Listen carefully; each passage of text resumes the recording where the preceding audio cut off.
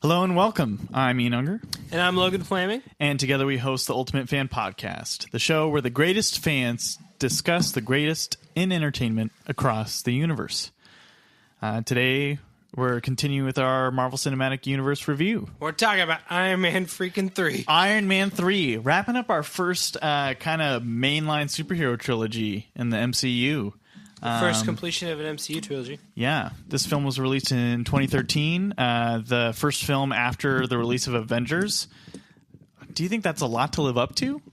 Were you thinking about that when you first watched this movie? Yeah, there was tons of hype going into this movie. Yeah, I remember the posters, like that Marketing iconic for this shot. movie is awesome. Yeah, the cover of the film where it's like Iron Man, mask off, in the suit though, like kneel down, like fire raining from the sky.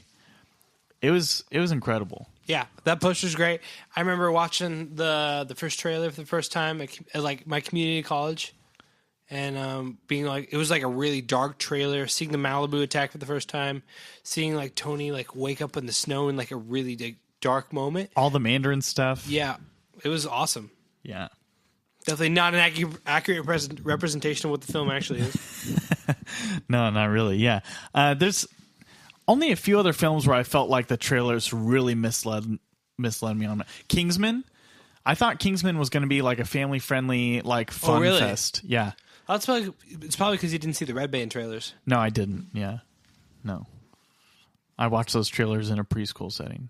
I didn't, but that's I don't know how I got a misconception about that film, but then I went into the theater. You're like, whoa! And I was like, this is like that. It's in the first I love that 10 movie minutes. so much. Somebody gets cut in half. It's like awesome. long ways. Also, in the first 10 minutes, Mark freaking Hamill. Yeah. So also dope. That. Yeah, man. Are you ready to jump right in? Do you have? I'm so ready. Let's do it. What was your first time like with Iron Man 3? It was awesome. I went with a group of people. It was it was a great time. And you were stoked? Yeah, I was so excited. Yeah. And I actually really liked this movie the first time I saw it. I did not. Yeah, I was actually it was honestly, the first two times I saw it, because I saw it twice in theaters. Yeah. I really enjoyed this movie. Yeah. Did you know a lot about Iron Man at the time? I mean, I'd watched all the movies previous. Yeah. Did you feel like it fit with those other movies? I read some comics at that point. Yeah. Did you feel like it fit with the other movies? Yeah, I thought it was fun. Yeah. And actually, on rewatching it, so this is only I think I have seen it a full time through prior to this and besides my theater viewing experience. But, yeah, this was my first time watching. Just in retrospect, I think it does fit with the other two movies. You know? Yeah, I mean, visually, it certainly does. I think visually this movie is looks awesome. The special effects look great. Yeah. And there's a lot of action stuff that is a major step up from the movies that came previous. Yeah, I think a lot of the feel and the tone fits with Iron Man 2. Maybe not so much. It's what's actually in Iron the Man movie 1. and what consists of the movie is the problem. Yeah. Most of this movie's issues are on paper. Yeah. I'll say this, listeners, right now. I really despise this movie. I've made it known Ian before has been on the very podcast. Vehement towards this movie the entire time I've known him. Yeah, ever since I first saw it. My first viewing experience, I was fine with the movie going in. I thought it was a little. I felt awkward almost from the beginning, and I was like, man, like, I'm not sure if I'm buying all of this. And it was upsetting because of the hype from Avengers, and maybe I just had too. There was a lot of hype in this movie. Remember, this movie broke $1 billion. There were so many people hyped to see Iron Man 3 and hyped to be back in this universe post Avengers. This was, and we had to wait a whole year for it too. Yeah. So there was a lot of hype and a lot of people looking forward to this movie, and it did amazingly well at the box office. Yeah, I didn't know this, but when we were watching, I looked it up. This movie is third. People forget how much money this movie made. Yeah, of like superhero films, this movie holds the record for third, like highest grossing box office of all time. Yeah, like that's astonishing to me, given the movie itself. You got to look less at what the movie actually is and more of people just buying the circumstances tickets, around the movie. Yeah.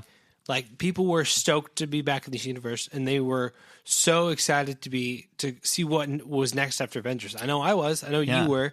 Like, and especially there was so many people. There was the hype of Avengers is a big reason why this movie made $1 billion. And Iron Man himself, he's Tony the only Stark, hero to have marketing. 2 films. Like, he's had 3 films. He's been like, he's the closest thing we have to a main character in the MCU at this point. You know, like the main character. Yeah. You know, he was kind of, because he's the most popular character at this point. Yeah. Yeah.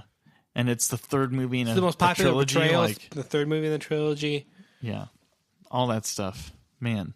So, and I think that got to me, but I felt uncomfortable the whole way through. And I was just kind of like, it's like when you walk into a room, or it's like, and you can, like, if you've owned animals, you know this, and listeners, if you've owned animals, you walk into your house after a while, and like, it's like you can smell the poop, you know, like in How I Met Your Mother. Where's the poop, Robin? You don't know where it is, but it's like, man, you know, your dog or your cat, they did something, and you can smell the poop, and then you have to look for it.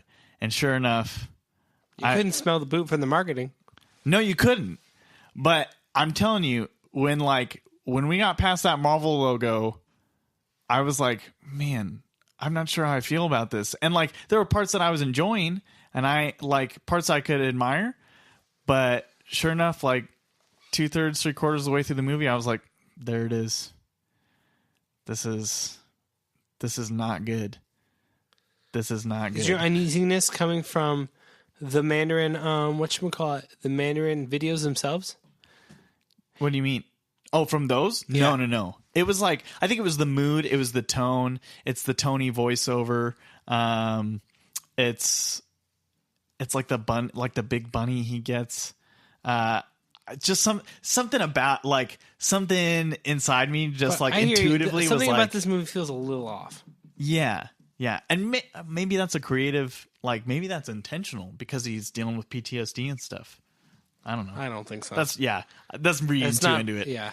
But anyways, long story short, now I actually feel like I feel much better about this movie having watched it again. But you still hate it. Do you? I don't know if hate is the right word. I'm disappointed.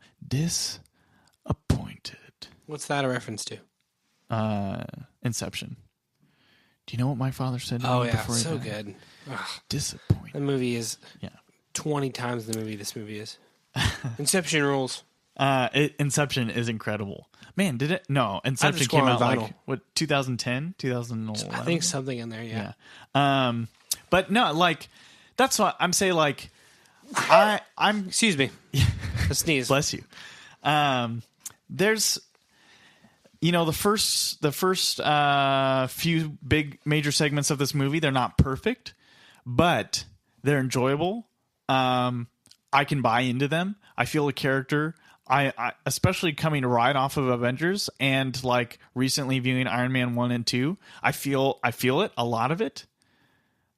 But then I immediately see... What specifically are you talking about? Like, what do you feel? Well, we'll get into it as we go, kind of piece by piece. But I just mean, like, then there's definitely, I think, there's a point where belief has gone beyond, like, it's gone beyond suspended disbelief, and like, I'm getting taken out of the movie. What's happening?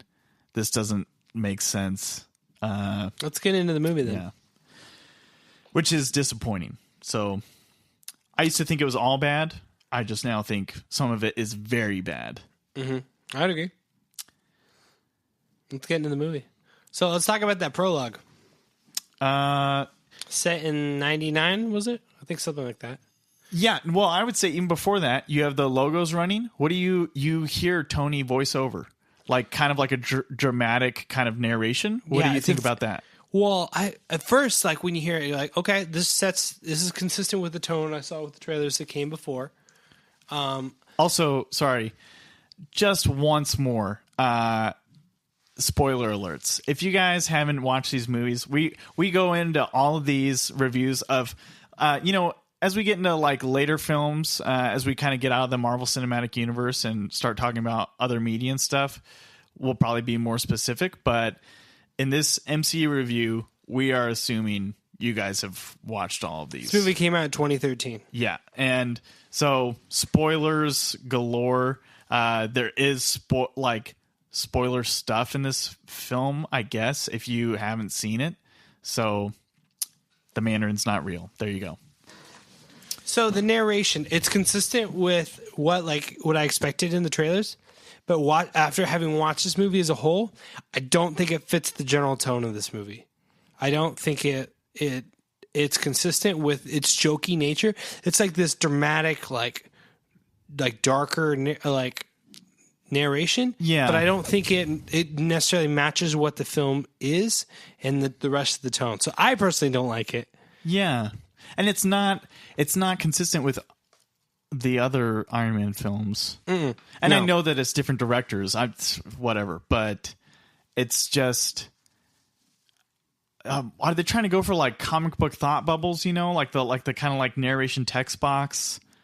I mean, that could be like a stylistic influence, but regardless, I don't think it works all that well. No. I think it's just kind of there. It doesn't feel that central to the movie. You could take it away and no one, I don't think, would really care. Yeah. It feels like just a way for us to set up the main themes of the movie and then wrap up the main themes of this movie without actually doing a good job of dealing with the main themes in the actual script. It's a little bit more like, hey kids, here's the lesson of the film. See, this is where I was. This is where I am now. Whatever you saw in between, this is where I am now. This is the lesson. Yeah. I am Iron Man. It feels like just a little too easy. It feels more like a trope and a cliche than it does like an essential part of the story. Something Tony would actually do. Yeah. Also, I don't feel like Tony would talk very much like that. No. Do you think... Sorry, so this is jumping kind of way ahead, but we mentioned this when we were watching it. The end credit scene is Tony talking to Bruce Banner as if it's almost like a psychiatric situation. Like a therapy session. Yeah, like a therapy session. Do you think they're insinuating, and he's like telling his story and he's talking about it all, do you think they're insinuating that his monologue that's what that narration is to him? Is? I feel like that's what they're trying to do, but it feels very disconnected from that. Yeah, because that scene is straight up comedy. It's supposed to be comical. Yeah. Or I don't know what movies I'm watching. It's another example of the film not jiving with its own tone, because it's implied that this whole thing was being told to Bruce Banner, but I don't feel like it is. It feels like, we should throw this in as an afterthought because it'd be funny. Yeah, and because it doesn't really fit the narration that came before. Yeah, Bruce and Tony that's got something along with in Tony. Avengers. I don't feel like that's something that Tony would say to Bruce. Yeah, no, they're not that. It's like more he's speaking to the audience than he is in a therapy session with Bruce Banner. Yeah. I would cut it. I don't like it. Seems lazy. Yeah. So let's talk about the prologue. Yeah. First off, 1992. Happy's freaking mullet looks dope. Oh my gosh. No, it does not. I love it. Oh man. Happy's a little bit more loose and cheeky in this movie. Let's talk about the goatee. I like it. Do you think the goatee on who? On Happy. Oh. When did I got a question. I'm about to Google something. You keep talking just a second. Yeah, I love the whole his 90s inspired outfit. It looks awesome. The suit? Yeah. I think he's wearing earrings or something. Yeah, I love it. Does he have a goatee? Something like that. I mean, I feel like everyone in the 90s does. But that's fun. I don't really like the prologue a whole lot itself. I'm not sure how I feel about it. Yeah, I feel okay about it. It's not very exciting. It's not. It's not very fun. It's not a great way to start Iron Man. Think of how Iron Man 1 started out with the attack on the convoy. Yeah. That's a great way to start a movie. Iron Man 2, well, it starts out with the whole what's his name? What's the villain of Iron Man 2? I'm not going to help you with this. Oh, Mickey the Rourke. What's his... Whiplash. Oh yeah, my it has gosh. the Whiplash thing in Russia. That's can not very roast exciting. him in the comments, listeners. That's it's Whiplash. It's not that exciting. But that's not a very exciting way either. But I still prefer it to this prologue. It's not. I feel like this prologue is meant to be more fun than it actually is. Yeah. Well, okay. So the vibes I get from it are like in Iron Man 1 when we go back to after the desert to scene. the casino where we see like Tony like get presented an award, but he doesn't actually get it. It's that time of his life. It's his like fun, fancy free like I can do whatever I want, Tony. I'm weapons. It's so much more fun than this. Like he meets up with Maya Hansen, has sex with Maya Hansen, and it's just kind of there. The Killian, I do. What about the whatchamacallit? The Jensen stuff is cool. Having him back, it seems a little like the who? Having Jensen, yes, that is cool. But it also it's a cool nod. But it feels a little forced to me. I think we could have had a little bit more of a moment there. It feels like they're just it's just a nod. It's just like a little cameo to be like there's a little thrown in there. Yeah, and which I actually think does a disservice to that because of like how much of a motivation the Iron Man 1 like thing with Jensen feels like an afterthought compared to what we're setting up with Maya and Killian right now. Yeah. On the other hand, though, I'll say that maybe that's the point, is that we can just see like the despotism of Stark, like in that he's drunk and he's just totally blowing off Jensen. He just wants to get laid. Yeah. Like, and it, like for me thinking about Iron Man 1 and that scene where he's like, oh, we met once at a technical conference in Bern. Like for this Jensen, doesn't really enhance that very much for me, though. No, I just mean like imagine meeting somebody who you were actually like intrigued about talking to, but like I think Jensen actually makes a comment about how drunk he was, or about how like he said something like, I don't know if I'd be able to like do something after that many drinks or whatever, or like that many. Yeah, I don't remember. But something like that. But I just mean like imagine if you met somebody who you genuinely looked up to and were interested in, like one of your favorite musicians, let's say, and then they were just like drunk off their butt and weren't giving you the time of day. But you're also chill about it. No, I'd be like, he's having a good time. We met I'm once. going to get out of his way. Yeah. At a technical That's how Jensen, I think, kind of deals with it. I love it when like Happy's like touching like Maya Hansen's like plant, and then the plant explodes and Happy like tackles like Tony, and they like look into each other's eyes like awkwardly. Yeah. I like all that bit. Happy's my favorite part of the prologue. Yeah. Super fun. What I was looking up is I was trying to see when Pulp Fiction came out. It feels very Pulp Fiction influence, like Happy's hair. Pulp Fiction didn't come out till 1994. Oh, okay. But this movie comes out in like 99. Yeah, I almost wonder. No, isn't the scene set in 92? Is it 92 or is it set in 99? Something like that. I don't remember. What is that conference? I don't remember. Anyway, regardless, Happy's hair feels very inspired by Pulp Fiction. By Pulp Fiction. John Travolta, if you all don't know. John Travolta's best performance, in my opinion. Agreed. Well, let's move on from the prologue. To the flying do you care about Aldridge and his setup? Meh. Don't care. Yeah. What about weird and awkward? Do you think that that the movie gives itself away already when Tony's like he says something in his narration at the end of that kind of prologue about like making mistakes there, and about he says something like creating demons, like I created demons that night or whatever.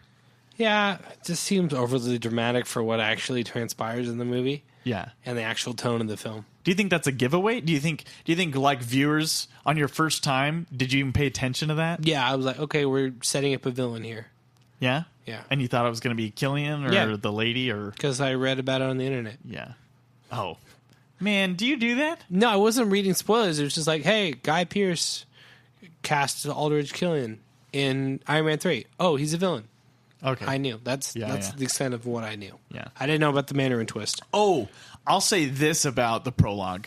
I forgot about the scene, but I had it here in my notes. The very first visual shot we get after the logos flash up, the suits blowing up. I'm down with that. Yeah, I think that's cool. I think if it was actually indicative of the movie we're about ready to see, I'd be more down with it. Yeah. And it actually tackle like the issues that it thinks it's doing in the prologue, I'd be down with that too. But shout out to Ingata Vita being the song over like that prologue. That's super fun. I love that song. It was a fun way to start it out. You ready to get in the flying suit? Yeah, present day. Him putting together like his like suit that comes to him is kind of fun. Yeah, I enjoy that. I'm down with that whole. Should have been AC/DC in that scene though. Yeah, there's just in the background, just quietly even. Yeah, like that's a big knock against this movie is the lack of AC/DC. Yeah, or just Black Sabbath or any rock and roll. Of any kind. It's a cool like. It's like there's a cool through line between Iron Man 1, Iron Man 2, even in Avengers. Yeah, and the fact that this movie doesn't have that is like, oh, I missed that. Yeah. I just had a thought, and I think it fits here because we're still kind of in general things, and we've been talking about the tone of the movie based off of like the music behind the end credits. I don't know what's the director for this film, man. Shane Black. I like Shane Black. Lethal Weapon. What has he done? Oh, Lethal Weapon? Yeah. Kiss Kiss Bang Bang. Also, Logan knows his directors like I don't know, like some people know pro like athletes. It's because they create way more interesting things and do way more interesting things. But I just mean like Logan knows stuff that people shouldn't know. Like like the directors themselves don't know. Like the movies they did when they were at a high school film festival. Like I wouldn't don't put me up too much. But anyways, the film. I wonder if they like okay, so Thor Ragnarok, if you weren't expecting a comedy based off the trailers, based off the director and knowing who Taika Waititi is and like all that kind of stuff, like that film knew what it was about and knew it was a comedy. It has some like good character moments and even like dramatic moments, but they have their place in the grand scheme of a comedy. And I think that's a credit to the writing and to Waititi to like directing and him knowing like the mood and when to have those moments and how long they need to be and etc. This movie, I think it's supposed to be a comedy. I think it's not that funny, but that's the thing. Iron Man 2 and Iron Man 1 has funnier moments. Yeah, you can tell like that they were trying to have funny moments. They're trying to have like gag moments and all these things. Some of them hit, but I feel like most of them don't. Yeah. Guardians is Black Panther, Thor Ragnarok are all way funnier movies. Yeah. And when 2/3 of the movie feel like a terrorist war, like almost like borderline like creepy or like literally terrifying / like anxiety attacks and PTSD and like it's wanting to have like the dramatic cake as well as the comedic cake, and it doesn't quite able to eat both. Yeah. If you're building Guardians does. Yeah. Well, Guardians 2 especially. Yeah. But this movie falls flat in that, I feel, in that area. You think Guardians 1 is dramatic? I think there's a lot of dramatic stuff in there. When? The dancing, like the opening of the movie. The death of Star-Lord's mom. I'll take that. Gosh. That scene. That scene wrecks me. I cried off the Give me start another of that scene. Movie. The team coming together. There's like lots of little heartfelt moments that are very dramatic. I don't even know if that's like really dramatic. There's like heartfelt. There's a lot of like heartfelt moments. Dramatic, heartfelt moments. We'll talk Rocket like crying about like him being like torn apart and experimented on. That wrecks me. We'll talk about Guardians when we watch it. I love that movie. But I think that this movie, if you're building a 3-tiered cake and the first 2 layers are dramatic and like dark. Also, what is with that cake analogy? That's what I just brought it up because of you said cake and I was like, yeah, I know, but we're going with the cake analogy. And if you split it into 3, like if you split this film into 3 sections, the top tier is all comedy and also a bunch of other crap. It's just. Gosh, it's like using plywood for the top tier and then just putting a ton of frosting on it. All right, let's get in. Let's keep going with the movie. Sorry, Iron Man 3. No, you're good. We just need we need to discuss why we feel the way we do. The flying suit's fun. I think all that's I think that fun. Here's what I'll say I like about that scene. We're gonna get into Tony and Pepper's relationship hardcore in just a second. I want to talk about that, but I like. Right away in the scene, you start to understand Tony is coming apart at the seams, and you can tell it in the way that he's kind of like all the suits. He's a little erratic. He's like the way he's he's just kind of spent all of his time in this garage. He hadn't slept for 36 hours. He says that the way that Jarvis talks to him, you can just tell like they're very clear about it, and I do think Robert Downey Jr. does a good job portraying that as an actor. Let's talk about the Mandarin and his terror videos.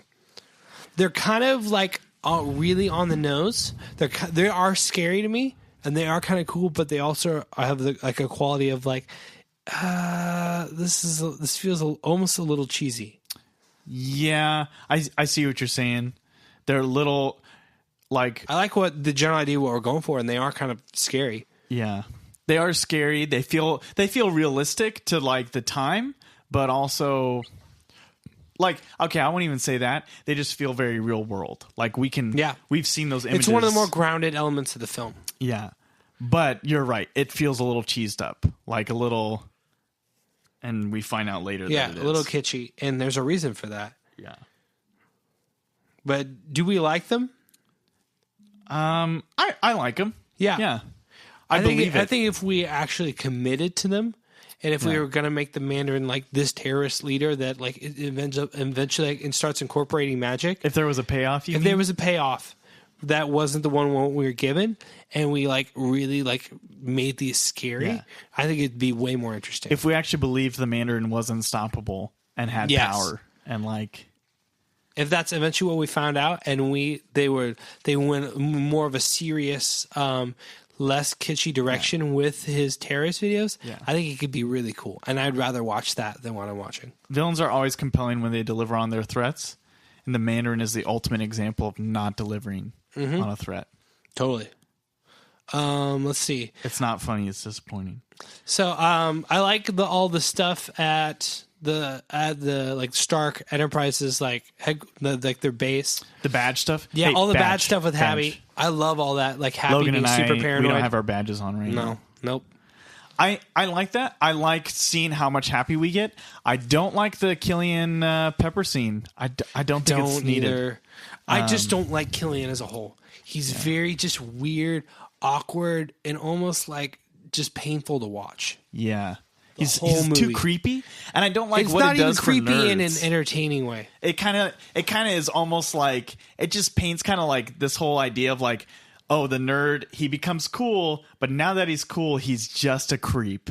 Do you know what I mean? Yeah, like, Syndrome. Yeah, exactly. Yeah, the way Syndrome hits on like the girl in that whatever her name is, Mirage. Boom, nailed it. Yeah. Mirage is a dope character. I'll say this. The only thing the value I find in the Aldrich Pepper scene, and I don't like him either. I don't like all that stuff. I like that Pepper on her own. Pepper's taken by it a little bit. No, I was going to say she's taken by it, but I like that on her own, no discussion with Tony. Yeah. As the CEO of Stark Enterprises, she's like, no, I'm not going to take this I love that deal. she makes that call because it shows her competence as a leader and how she's grown for being so like... Yeah, just overwhelmed by being in charge of Stark Enterprises. And she hears the whole presentation. She thinks the whole thing with the brain is really cool, and she says like right away, she's like, "Do you know what it sounds like to me? Though, is that like it could be easily weaponized and like sold and like she's very aware. Yeah, I love seeing that competence. Also, but the whole brain scene was cool to see visually in 3D. I remember in the theaters. That was a cool 3D moment. Do you like the brain scene or do you like the CSI holograph better? I don't like either one of them. Oh, you don't? Meh. You just said that you like the brain scene. No, I liked it in theaters because it was a cool 3D moment. Did you watch this in 3D? I did. Frick. Yep. Man, remember when that was a thing? When theaters were really trying to push that? That was like in the wake of Avatar. I Avatar. saw Guardians in 3D. It's not really much of a thing anymore, which I'm kind of stoked about. IMAX. Yeah. And 70 millimeter now. Yeah, that's more of a niche thing. So I'll say this about that scene. It gives that and like creepy lieutenant guy, who I also don't care for. Does he even have a name? Bald lieutenant? I don't know. Killian's right-hand guy.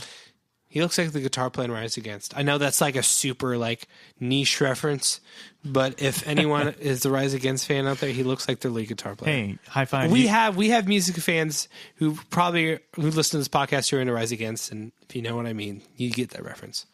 Shameless plug. Super inside baseball. High five for a $10 word using niche. Like that's not a $10 word.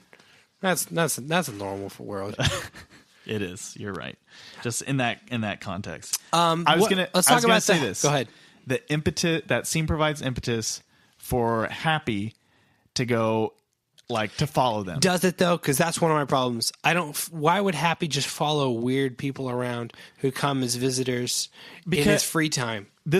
I'll say within this movie, we're getting more of a character for Happy Hogan than we have in the other two movies.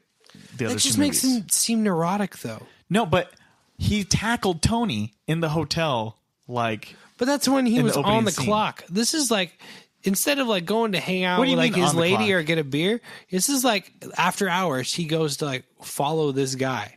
I don't buy it. I don't think it's after hours for him. He's wearing his badge. But it's still after hours because it's like at nighttime. And his job is running head of security for Stark Enterprises. Yeah, but I think like it's because it's not just like the creepiness. He doesn't like how Killian is kind of like hitting on Pepper and all that stuff. I still don't buy it that he would go like follow this guy he got a vibe from at like 9 at night in downtown LA. Yeah, it's his personal investment from Malibu in their relationship. It makes him seem weird. I don't think so. Yeah. It makes him seem neurotic. It makes him seem weird. Paints him in a weird light, and it just seems a little ham-fisted. No. That he would be there. Nah, I don't think so. Agree to disagree on this one. I'll say this. I think it makes Happy seem weird, but Happy is weird. Weird, but not in like an entertaining weird. Weird and just like, this doesn't make sense. I don't buy that this character would do this. Tell me why. Because I don't buy that he would follow this guy he got a weird vibe from that doesn't really give him a reason to follow him after hours to a place in downtown LA from nearby Malibu. You're telling me you don't buy it, but you're not telling me like why you don't buy. You're giving me reasons that like in the movie, but why would a person not do that? Because they have better things to do than be overly neurotic. Do you think it's overly neurotic like what he's doing? Yes, 100%. I don't think it is. It just seems so weird. I don't buy that Happy would do that. Like, I think we see the whole thing with the badges, right?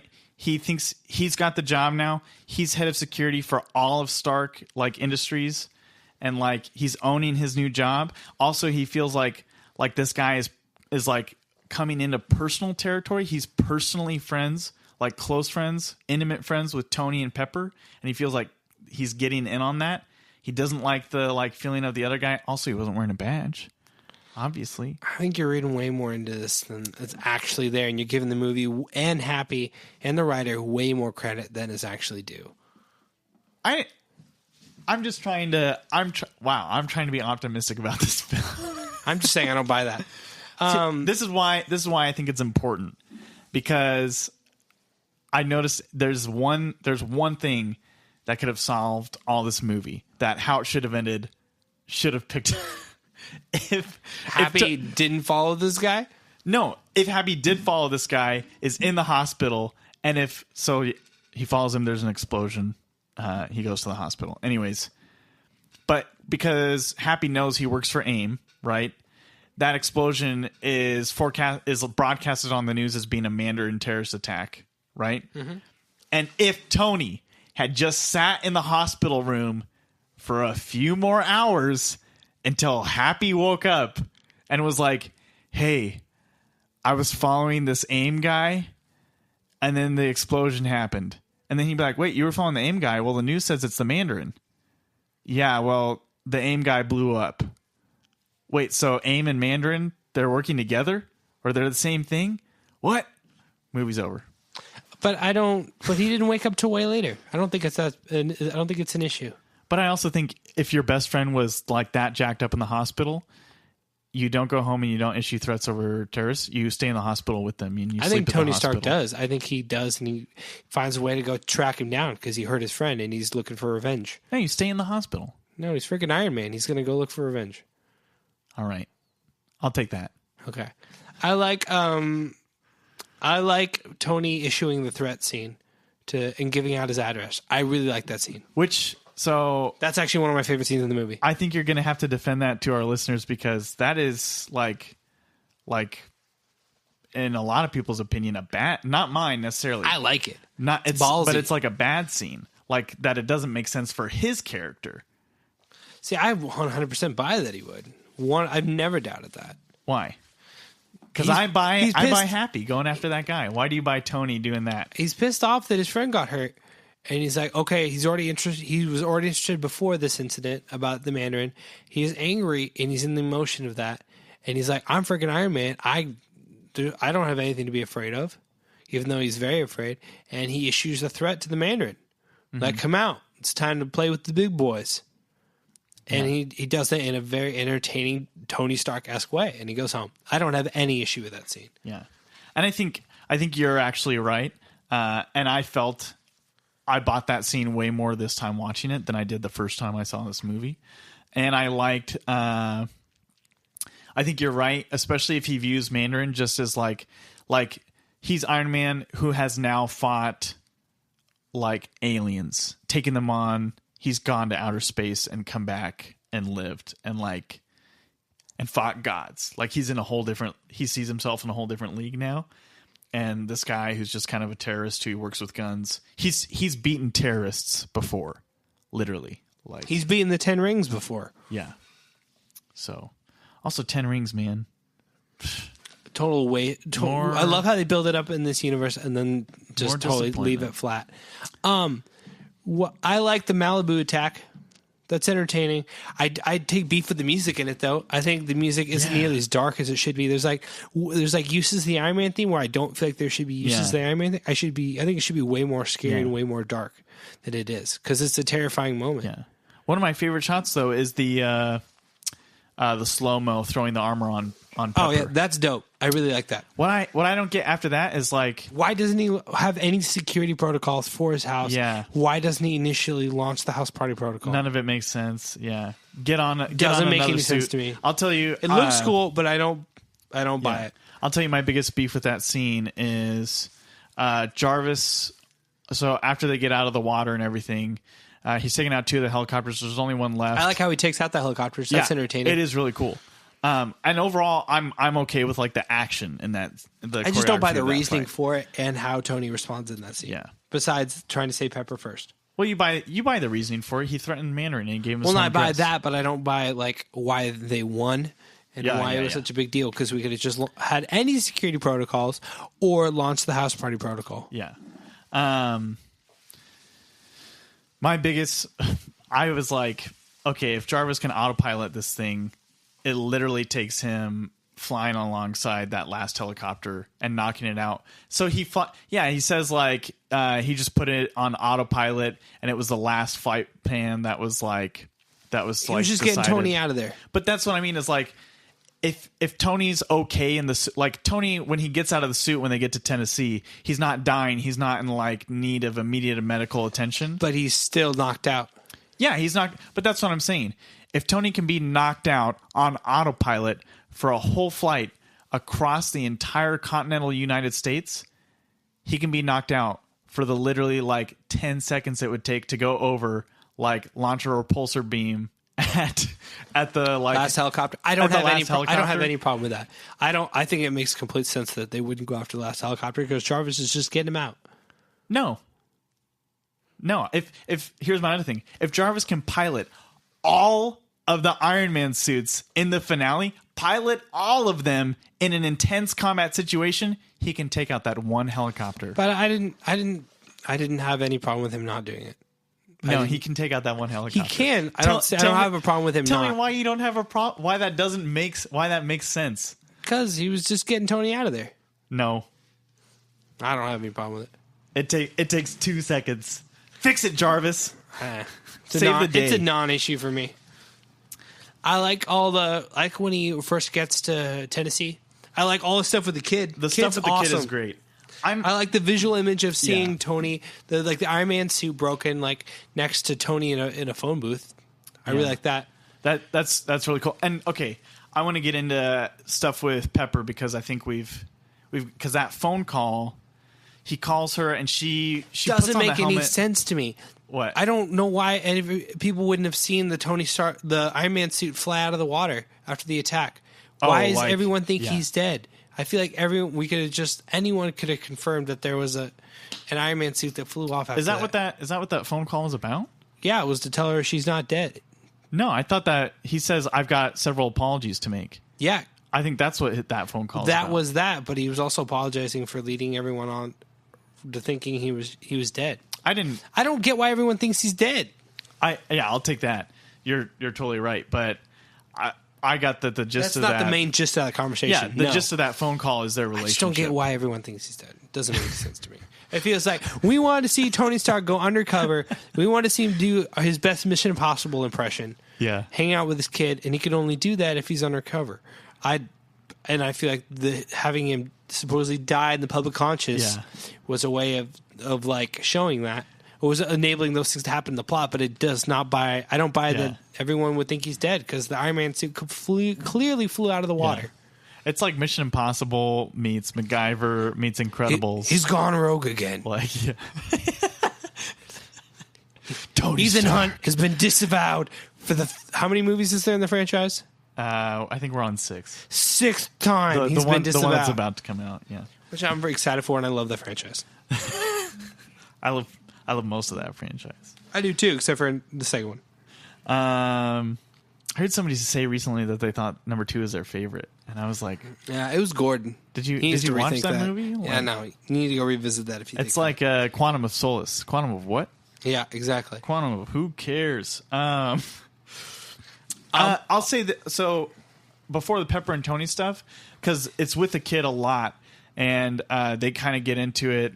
There's some detective-y stuff. I like the detective stuff. I like the holographic CSI scene, not because it looks incredible, but just because I like that. It shows off. I always love them showing off his technology, like how much he can do, how much access he has.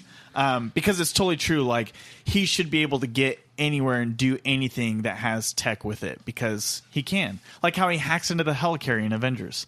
But I was going to say, I buy all the PTSD moments. I buy all the anxiety attacks every time they happen. I don't like them. I like that. I like the idea of Tony Stark struggling with PTSD from what happened in the Avengers. I don't think the moments are particularly well handled, and they never really answer it or fix it.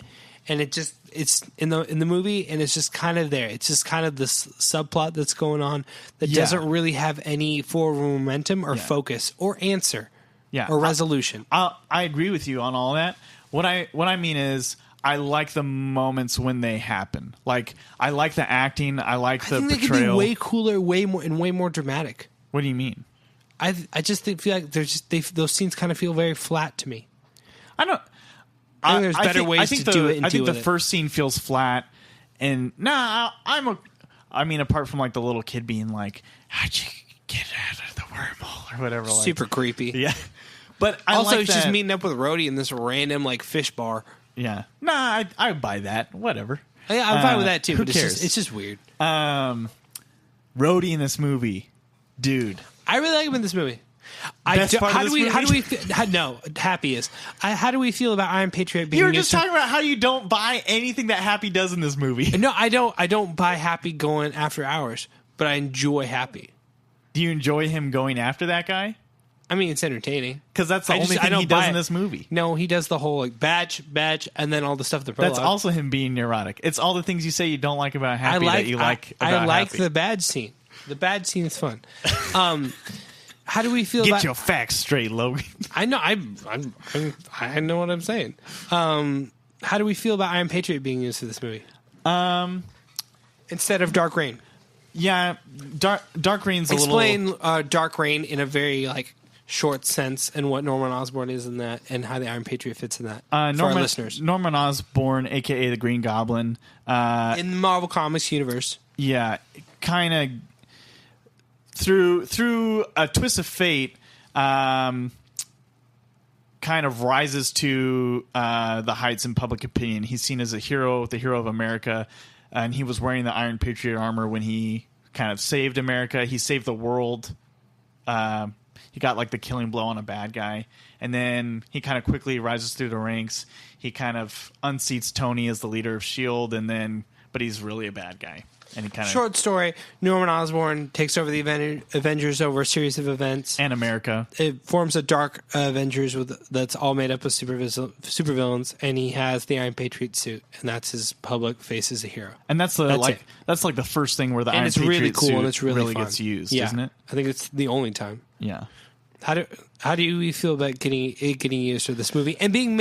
I don't like how it's made fun of the whole time and it's undercut the whole time. In favor of War Machine. I don't like that either. Like the making fun of it, but I think this is. Sounds. I wouldn't say the best, but it wasn't going to get used anywhere else other than an Iron Man film. Not at this point. Yeah. So I think I'm fine with it because of that. And I like that it was War Machine. Yeah. Speaking of the one of my favorite Rhodey moments is him like trying to log into Rhodey's account. And he's like the password is like War Machine rocks. That's one of the good comedic moments. And it's like I feel like most of the good comedic moments in this movie are with Tony and the kid. Yeah. And Tony and Rhodey. Yeah. Don't really care for the action scene in the town between it's Tony weird and the extremist awkward. girl. Like that girl, it's like weird. It's like awkward sexy. It's not It's weird. Also, her clothes don't burn off in the fire. What? Yeah. Okay, so that's my thing with the Jarvis not taking out the helicopter. The movie takes conveniences when it wants or like when it needs to because like the plot all of demands the extremist powers, those all exist to whatever the plot needs at that moment. Yeah. They're not very well defined. Yeah, that's what I'm like. Okay, you know what? And I thought that the first like kind of half or 2/3 of this movie were better, but now that we're talking about it, I'm realizing it's taking these liberties the whole way through. The whole way through. The problems that are on paper are there from the beginning. Yeah. I was gonna say about Rhodey, favorite Rhodey scene, apart from him just being like a cool tactical boss at the end, like Tony trying to be like cool and like shoot guns and whatever. And I don't like that he doesn't suit up at the end. Oh, you mean Rhodey? Yeah, I don't like that he's taken out of the fight. He should have been there, especially after what we saw in Iron Man 2. But I was gonna say when he leaps out of the Iron Patriot armor and he just leaps out fighting when like the AIM is trying to like take him out of the armor. They're trying to like superheat him out, and there's a moment where he's in there and he's like, okay, let's do this. And he's like, I'm going to come out. And I was like, took a little while for Don Cheadle to get there, but like. He arrives in this movie. His performance does. Agreed. Anything else about the town or the kid? No, I think the kid's great. What about the wrap up scene with him where he gets all the gadgets? I love it. Yeah, it's dope. I'm down with that. I'm down with all the kid stuff. It's fun. Let's jump ahead to how we feel about the Mandarin and Trevor Slattery. I much rather wish this was a serious, dramatic movie about the Mandarin and Tony, and that the Ten Rings were a serious, like, terrorist organization. I wish that it was that. I do enjoy Trevor Slattery as a character. He's fun. Yeah, I enjoy Ben Kingsley in the role. I'll say that also. I can appreciate him. I think he's funny, and I enjoy it. Like in the moment. His comedic moments are some of my favorite parts in the movie, and they're comedic moments that work in the movie. Especially the part like the whole poop bathroom joke, the soccer stuff, like the ole ole ole ole. That's all really funny stuff. It's all really good. But it's so we were kind of chatting about this when we watched the movie. The greatest disappointment is that Mandarin. He's a villain that he is in the comics a magic user, and he has the potential to be something so different than any other Iron Man villain, right? He's Iron Man. A lot of Iron Man's villains are like tech based or electric based, or like they're kind of somehow like variations of him. Yeah, variations of him. Other suits or the of Iron armor, Man suit. like Whiplash or Ironmonger or wow, I just forgot the guy, Crimson Dynamo. But Mandarin is great because he's something so different than Tony. He's magic, and he's like mysticism and like Eastern and all these things. And then they nerfed that. Yeah, they had a cool thing going with him being this leader of this terrorist organization and having all these really cool, dramatic, real-world parallels. But then it just kind of falls on its flat for the sake of a twist and a joke that I really wish served a different movie than the one we got. And it would have... to add insult to injury, they they use the twist is they baited us and then they switched us to a villain who is less enticing than the not fake even terrorist interesting films or to watch. You don't really understand his motivations. He's a conglomerate of the other Iron Man villains we've already seen of Justin. You were talking Hammer, to me about that while we were watching the movie. Explain that to our listeners. So he's a guy who is competing with Tony in arms and tech dealing and trying to develop weapons. He just wants okay. We kind of we paused the movie when we were watching it and tried to figure out what is his motivation, because it's really convoluted. I couldn't figure it out. You have to put some crap together, and I'm not going to try to piece it all out. What I'll say is, in the end, all the stuff with kidnapping the president, the whole terrorist bit with Mandarin, because he sets all that up. Aldrich Killian wants to create a war and then sell weapons to both sides of the war. The weapons being his super soldiers, his fire-breathing, which is a cool way to use AIM, soldiers. Because they're the scientists that create the weapons. Yes, that is cool. That's cool. But when you think about him as a villain and his motivations, first off, they're very flat. They're very weak. It doesn't even feel like revenge on Tony. Not really. Because he thanks Tony. He's happy that Tony did that. Yes. It gave him all this revelation. He's able to become this new version of himself. Also, there's a whole thing 3/4 of the way through the movie where they have Tony captured, they have Pepper captured, and all because they allegedly need Tony's help to perfect Extremis because of a formula he wrote on a note card for what's-her-face. It's convoluted, just oh man, it's a mess. It's a maze. And all this is so that they can get Tony's help, and then that never happens. Ugh. So, anyways, getting out of that. Why did they want to kidnap the president? To start a war. They were going to kill him. That would be the impetus for a genuine war between countries and terror and America, and they'd sell weapons to both sides. Maybe the vice president would. It just seems incredibly convoluted, and exactly the fact that the vice president's in on it just seems. I don't understand why he is at the bottom of it all. I mean, I understand why he is, but I don't. How would he get in contact with Killian? It just we don't care. We don't care. It doesn't matter. Yeah. And at the bottom of it all, it makes it sound like Killian's only real drive is to get rich. He doesn't even really care about putting Tony down. But he clearly already has money. Yeah, to be able to do all this. Exactly. I don't understand what motivates him and why he's interesting, and I don't like the performance either. Yeah. It just all falls flat for me. The other disappointment for me is Extremis, a really valuable, I think, comic book story arc, one of like a landmark for modern Iron Man, and maybe less than I was disappointed about Mandarin, but I just feel like this was a lackluster use of it in the movies, No, I agree. That's an very important comic book arc. That's an arc that's very dramatic and very interesting, and it's kind of not. It's not used to it. The source material is not used to its fullest potential in this movie. Yeah.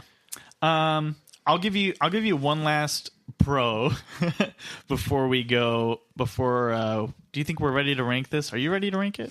I think we could talk about the third act a bit more. We haven't really touched the third act. I don't want to. We got to do it though. Let's do it. It doesn't work. Logan, I know we're going a little bit long, but Logan, you can say what you want to say. All the suit action is fun. Yes. There's a lot of good action moments in there. Okay, talk about, speaking of suits, tell me about that suit action, Logan. What's wrong with the suits? Why aren't they? What's happening? So these super soldiers, they have this extremis in their body that apparently it regenerates limbs and gives them super strength. I don't understand how extremis gives them super strength, but it does. And these it's not really explained in the comics. These suits get ripped apart a whole bunch. Tony's suits just get ripped apart like they're nothing because these soldiers apparently have super strength, but I don't understand how extremis gives them super strength.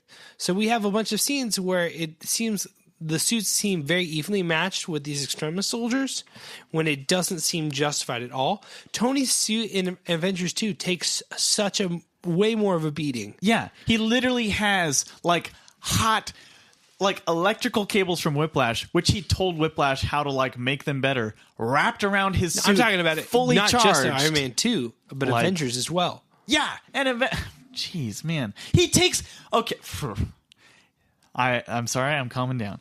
He takes like the full brunt of Thor's hammer, not to mention like getting like just pumped full of like a straight lightning bolt from Thor, and he dishes it back out afterwards. He's like, "Oh, would you look at that? I've got more power."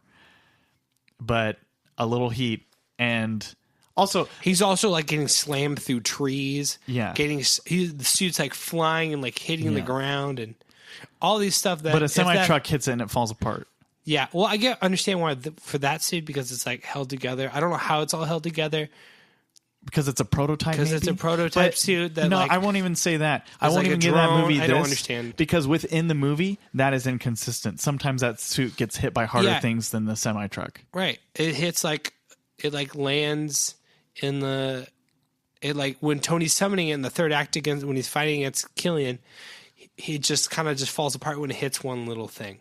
Yeah. And I get that because the suit's been taking a beating the whole movie. I buy that it would fall there, but just having all of the suits just be just torn apart like they were nothing. I take beef with that. Yeah, and it's hard to watch. When I was in the theater watching this for the first time, it takes me out of that final action. I get so pumped when I see the House Protocol and I see all the suits come in, but then when I see like that, it's almost like 1-for-1 against all the extremist guys in this big oil rig scene. Like that the suits are barely holding their own against these guys, and they're just falling apart like Legos. It takes me out of it because I find it so disbelievable. Yeah. Unbelievable.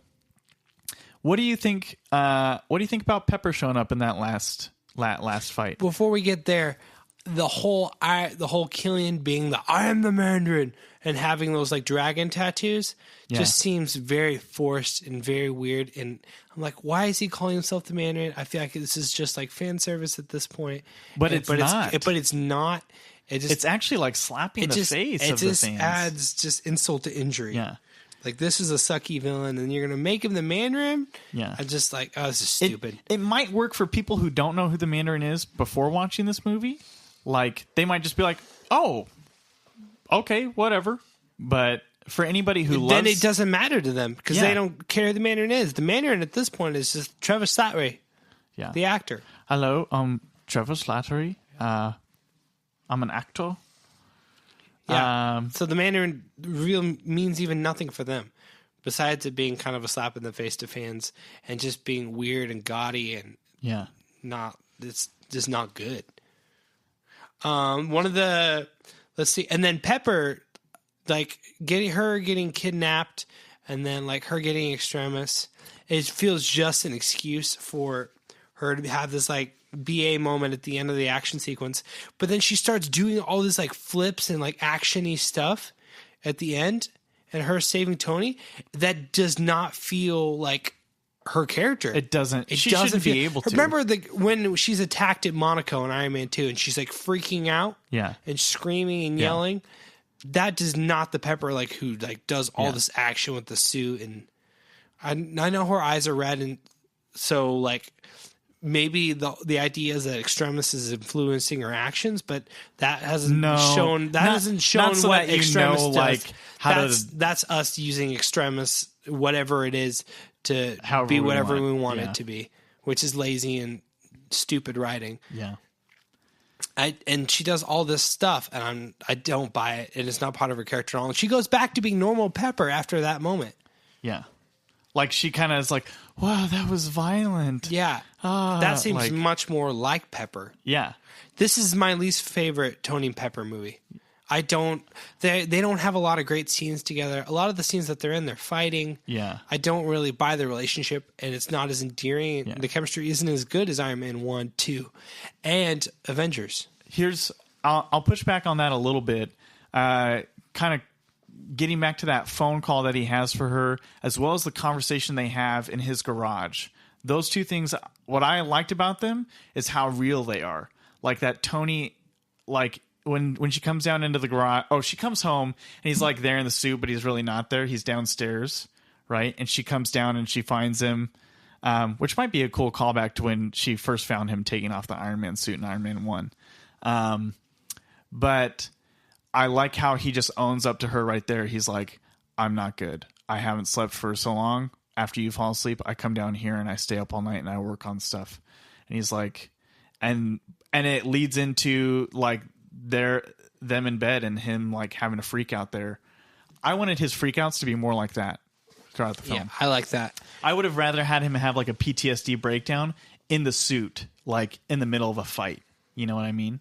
Yeah, totally. Yeah, but I like that they, in the midst of their relationship issues, they're fighting, but it actually sounds realistic to me. It sounds like a couple actually dealing with stuff. But it just seems like they're finally together. Yeah. And then all they're doing is fighting. There's not an endearing, like, fun aspect to the relationship. Well, there's like that there big is bunny. in Avengers. Like in Avengers, they have those great scenes together. Yeah. There's none of that in the movie. I'm having 12% of a moment. Yeah, those are great stuff, and this just kind of falls flat in the Tony Pepper department for me. Honestly, Ultimate fans, you can just like, you can watch so many videos to find other problems with it. The president's suit. He can't get out of it. How can we superheat the Iron Patriot suit to get it open? Yeah. And then there's no damage, and they can just walk on Air Force One. Yeah.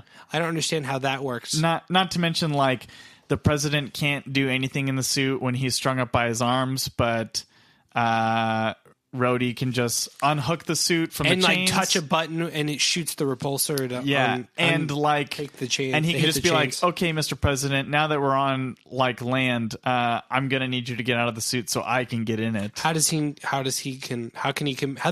president command the suit to open up? And none of that stuff makes any sense. So I think one thing I do like is how the AI suits kind of set up Ultron. Yes. And his PTSD and his motivations for trying to, like, save the world and very good, and create, like, a way of combating this future force that he feels is coming. Yeah. I think that is all great grand universe stuff that builds into Ultron very well and builds into Infinity War very well. Yeah. And Civil War. I remember, like, the big picture stuff of all that and the PTSD, as well as the AI Iron Man drones, I think are great.